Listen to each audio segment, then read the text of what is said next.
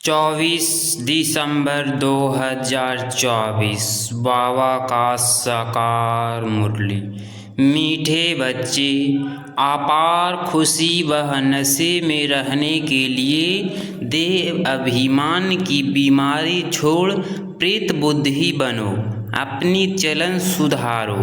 प्रश्न: किन बच्चों को ज्ञान का उल्टा नशा नहीं चढ़ सकता है? उत्तर: जो बाप को यथार्थ जानकर याद करते हैं, दिल से बाप की महिमा करते हैं, जिनका पढ़ाई पर पूरा ध्यान है, उन्हें ज्ञान का उल्टा नशा नहीं चढ़ सकता। जो बाप को साधारण समझते हैं, वो बाप को याद कर नहीं सकते। याद करे तो अपना समाचार भी बाप को अवश्य दे। बच्चे अपना समाचार नहीं देते तो बाप को मूर्छित तो नहीं हो गया। ओम शांति। बाप बैठ बच्चों को समझाते हैं।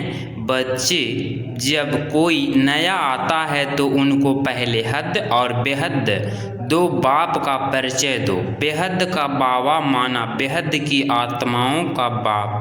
वह हद के बाप हर एक जीव आत्मा का अलग है। यह नॉलेज भी सभी एक रस धारण नहीं कर सकते। कोई 1%, कोई 95% धारण करते हैं। यह तो समझ की बात है। सूर्यवंशी चंद्रवंशी घराना होगा ना। राजा रानी तथा प्रजा में भी सभी प्रकार के मनुष्य होते हैं। प्रजा माना ही प्रजा। बाप समझाते हैं, यह पढ़ाई है। हर एक अपनी बुद्धि अनुसार ही पढ़ते हैं। हर एक को अपना अपना पाठ मिला हुआ है। जिनसे कल पहले जितनी पढ़ाई धारण किए है, उतनी अभी भी करते हैं। पढ़ाई कभी छिपी नहीं रह सकती है। पढ़ाई अनुसार पद भी मिलता है। बाप ने समझाया है, आगे चल इम्तिहान होगा, बिगर इम्तिहान के ट्रांसफ़र हो न सके तो पिछाड़ी में सब मालूम पड़ेगा। परंतु अभी भी समझ सकते हो हम किस पद के लायक हैं। वह लज्जा के मारे सभी हाथ उठा लेते हैं, परंतु समझ सकते हैं ऐसे हम कैसे बन सकते हैं, फिर भी हाथ उठा देते हैं। ये अज्ञान ही कहेंगे। बाप तो झट समझ जाते हैं कि इससे तो जास्ती अक्ल लौकिक स्टूडेंट में होता है। वह समझते हैं हम स्कॉलरशिप लेने लायक नहीं हैं, पास नहीं होंगे। वह समझते हैं टीचर जो पढ़ाते हैं उसमें हम कितने मार्क्स लेंगे। ऐसे थोड़े ही कहेंगे कि हम पास विघ्न ऑनर होंगे। यहाँ तो कई बच्चों में इतनी भी अक्ल नहीं है। देह अभिमान बहुत है। भला आए हैं यह देवता बनने के लिए, परंतु ऐसी चलन भी तो चाहिए। बाप कहते हैं विनाश काले विपरीत बुद्धि, क्योंकि कायदेशीर बाप से प्रीत नहीं है। बाप तुम बच्चों को समझाते हैं कि विनाश काले विपरीत बुद्धि का यथार्थ अर्थ क्या है। बच्चे ही पूरा नहीं समझ सकते हैं तो फिर वह क्या समझेंगे। बाप को याद करना यह तो हुई गुप्त बात। पढ़ाई तो गुप्त नहीं है ना। पढ़ाई में नंबरवार होते हैं, एक जैसा थोड़े ही पढ़ेंगे। बाबा समझते हैं अभी तो बेबी है।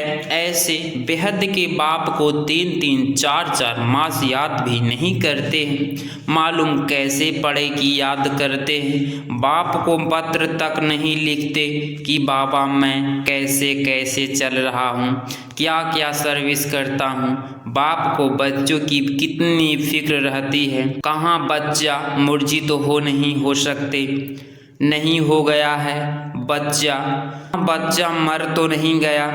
कोई तो बाबा को कितना अच्छा सर्विस समाचार लिखते हैं। बाप भी समझाते बच्चा जीता है।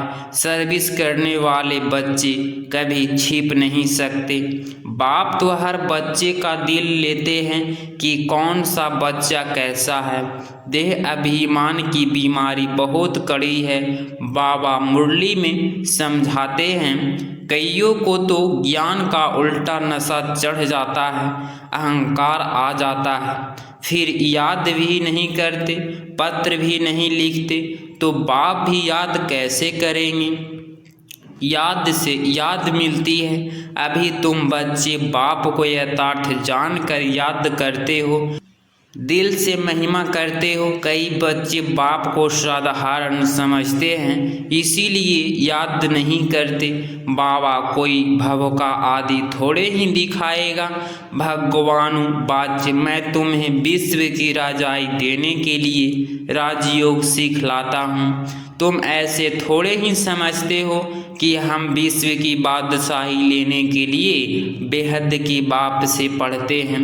यह नशा हो तो अपार खुशी का पारा सदा चढ़ा रहेगा। गीता पढ़ने वाले भल कहते हैं, श्री कृष्ण भगवानु वाच मैं राजयोग सिखलाता हूँ। बस उन्हें राजाई पाने की खुशी थोड़े ही रहेगी। गीता पढ़कर पूरी की ओर गए अपने अपने धंधे धोरी में। तुमको तो अभी बुद्धि में है कि हमको बेहद का बाप पढ़ाते हैं, ऐसा बुद्धि में नहीं आएगा तो पहले पहले कोई भी आए तो उनको दो बाप का परिचय देना है।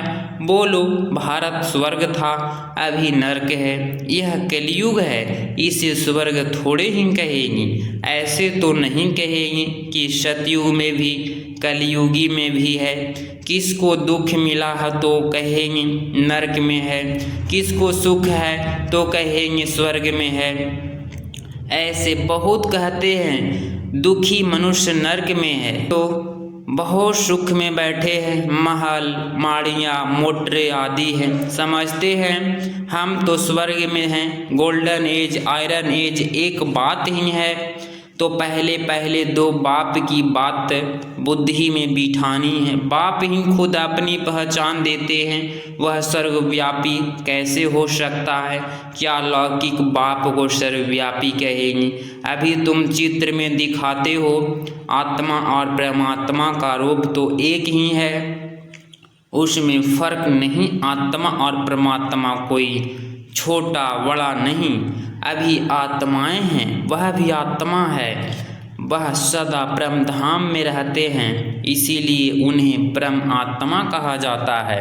सिर्फ तुम आत्माएं जैसे आती हो वैसे से मैं नहीं आता। मैं अंत में इस तन में आकर प्रवेश करता हूँ। यह बातें कोई बाहर का समझ ना सके। बाप बड़ी सहज है। फर्क सिर्फ इतना है, जो बाप के बदले बैकुंठवासी श्री कृष्ण का नाम डाल दिया है। क्या श्री कृष्ण ने बैकुंठ से नरक में आकर राजयोग सिखाया। श्री कृष्ण कैसे कह सकता है देह सहित मामेकम याद करो। देहधारी की याद से पाप कैसे कटेंगे। श्री कृष्ण तो एक छोटा बच्चा, और कहाँ मैं साधारण मनुष्य के वृद्ध तन में आता हूँ। ना फर्क हो गया है। इस एज बहुल के कारण सभी मनुष्य पतित कंगाल बन गए हैं। न मैं सर्वव्यापी हूँ, न श्री कृष्ण सर्वव्यापी है। हर शरीर में आत्मा सर्वव्यापी है। मुझे तो अपना शरीर भी नहीं है। हर आत्मा को अपना अपना शरीर है। नाम हर एक शरीर पर अलग अलग पड़ता है। न मुझे शरीर है, न मेरे शरीर का कोई नाम है। मैं तो बूढ़ा शरीर लेता हूँ तो इसका नाम बदल कर ब्रह्मा रखा है। मेरे तो ब्रह्मा नाम नहीं है। मुझे सदा शिव ही कहते हैं। मैं ही सर्व का सतगति दाता हूँ। आत्मा को सर्व का सतगति दाता नहीं कहेंगे। परमात्मा का भी कभी दुर्गति होती है क्या। आत्मा की ही दुर्गति और आत्मा की ही सतगति होती है। यह सभी बातें विचार सागर मंथन करने की है, नहीं तो दूसरों को कैसे समझाएंगे। परंतु माया ऐसी दुस्तर है जो बच्चों की बुद्धि आगे नहीं बढ़ने देती। दिन भर झगमुई में नहीं टाइम वेस्ट कर देते हैं। बाप से पिछाड़ने के लिए माया कितना फोर्स करती है। फिर कई बच्चे तो टूट पड़ते हैं। बाप को याद न करने से अवस्था अचल अडोल नहीं बन पाती। बाप घड़ी घड़ी खड़ा करते, माया गिरा देती। बाप कहते कभी हार नहीं खानी है, कल्प कल्प ऐसे होता है, कोई नई बात नहीं। माया जीत अंत में भी बन ही जाएगी, खलास तो होना ही है, फिर हम नई दुनिया में राज्य करेंगे। कल्प कल्प माया जीत बने हैं, अनगिनत बार नई दुनिया में राज्य किया है। बाप कहते हैं बुद्धि को सदा बिजी रखो तो सदा फ्रेश रहेंगी। इसको ही सर्वव्यापी स्वदर्शन चक्रधारी कहा जाता है, बाकी इसमें हिंसा आदि की बात नहीं है। ब्राह्मण ही स्वदर्शन चक्रधारी होते हैं, देवताओं को स्वदर्शन चक्रधारी नहीं कहेंगे। पति दुनिया की रस्म रिवाज और देवी देवताओं की रस्म रिवाज में बहुत अंतर है। मृत्यु लोक वाले ही पतित पावन बाप को बुलाते हैं, हम पतितों को आकर पावन बनाओ, पावन दुनिया में ले चलो। तुम्हारी बुद्धि में है आज से 5000 वर्ष पहले नई पावन दुनिया थी जिसको सतयुग कहा जाता है। त्रेता को नई दुनिया नहीं कहेंगे, बाप ने समझाया है। वह है फर्स्ट क्लास, वह है सेकंड क्लास। एक एक बात अच्छी रीति धारण करनी चाहिए, जो कोई आकर सुने तो वंडर खाए। कोई वंडर भी खाते हैं परंतु फुर्सत नहीं, जो पुरुषार्थ करे फिर सुनते हैं। पतित जरूर बनना, यह काम विकार ही मनुष्य की पतित बनाता है। उसको जीतने से तुम जगत जीत बनेंगी, परंतु काम विकार उन्हीं की जैसे पूंजी है, इसीलिए वह अक्षर नहीं बोलते हैं, सिर्फ कहते हैं मन को बस में करो। लेकिन मन अमन तब हो जब शरीर में नहीं हो, बाकी मन अमन तो कभी होता ही नहीं। देह मिलती है कर्म करने के लिए, तो फिर कर्मातीत अवस्था में कैसे रहेंगे। कर्मातीत अवस्था कहा जाता है मुर्दे को, जीते जी मुर्दा अथवा शरीर से डिटैच। बाप तुमको शरीर से न्यारा बनने की पढ़ाई पढ़ाते हैं। शरीर से आत्मा अलग है, आत्मा परमात्मा की रहने वाली है। आत्मा शरीर में आती है तो उसे मनुष्य कहा जाता है। शरीर मिलता ही है कर्म करने के लिए, एक शरीर छोड़ फिर दूसरा शरीर कर्म करने के लिए लेना है। शांति तो तब होता है जब शरीर में नहीं है, मूल वतन में कर्म होता नहीं, सूक्ष्म वतन की तो बात ही नहीं। सृष्टि का चक्र यहाँ फिरता है, बाप और सृष्टि चक्र को जानना, इसको ही नॉलेज कहा जाता है।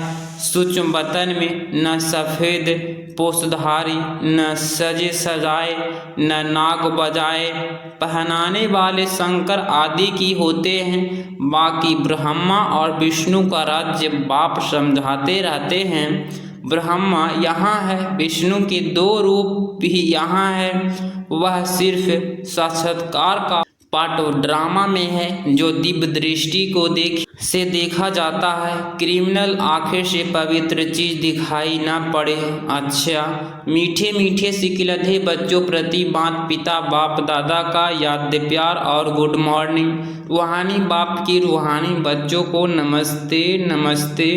धारणा के लिए मुख्य सार पॉइंट नंबर 1, अपने आप को सदा फ्रेश रखने के लिए बुद्धि को विचार सागर मंथन में बिजी रखना है। स्वदर्शन चक्रधारी बनकर रहना है। झगमोई में अपना समय नहीं गंवाना है। पॉइंट नंबर 2, शरीर से डिटैच रहने की पढ़ाई जो बाप पढ़ाते हैं वह पढ़नी है। माया के फोर्स से बचने के लिए अपनी अवस्था अचल अडोल बनानी है। आज का वरदान, ब्रह्मा बाप समान लक्ष्य को लक्षण में लाने वाले प्रत्यक्ष सिंपल वन सर्व के सहयोगी भव। स्पष्टीकरण, जैसे ब्रह्मा बाप ने स्वयं को निर्मित एग्जाम्पल बनाया, सदा यह लक्ष्य लक्षण में लाया, जो ओटो सो अर्जुन इसी से नंबरवार बने। तो ऐसे फलो फादर करो कर्म द्वारा सदा स्वयं जीवन की पूर्ण गुण मूर्त बन प्रत्यक्ष सैंपल वन औरों को सहज गुण धारण करने का सहयोग दो, इसको कहते हैं गुणदान। दान का अर्थ ही है सहयोग देना। कोई भी आत्मा अब सुनने के बजाय प्रत्यक्ष प्रमाण देखने चाहती है तो पहले स्वयं को गुणमूर्त बनाओ। स्लोगन सर्व की निराशाओं का अहंकार दूर करने वाले ही ज्ञान दीपक है। अगर इस चैनल पे आप डेली मुरली सुनते हैं तो चैनल को प्लीज़ सब्सक्राइब करें।